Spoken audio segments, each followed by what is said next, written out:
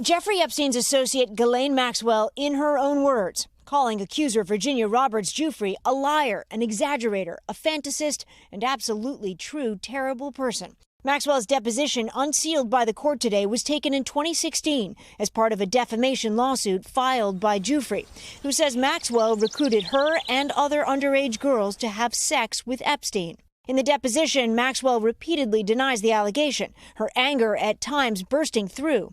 Giuffre's attorney says Miss Maxwell very inappropriately and very harshly pounded our law firm table. I asked she take a deep breath and calm down. The 58-year-old pleaded not guilty to sex trafficking underage girls and perjury earlier this year and is being held without bail. Federal prosecutors accuse her of lying during this deposition. Portions are redacted, including names. At one point, Maxwell is asked about an incident in her London townhouse.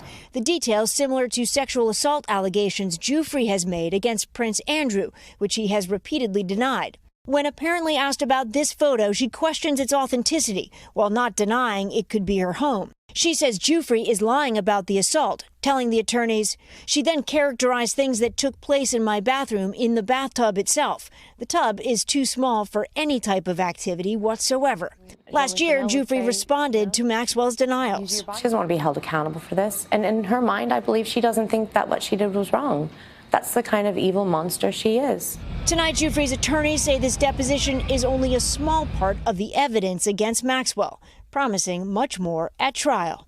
Stephanie Gosk, NBC News. Hey, NBC News fans, thanks for checking out our YouTube channel. Subscribe by clicking on that button down here and click on any of the videos over here to watch the latest interviews, show highlights, and digital exclusives.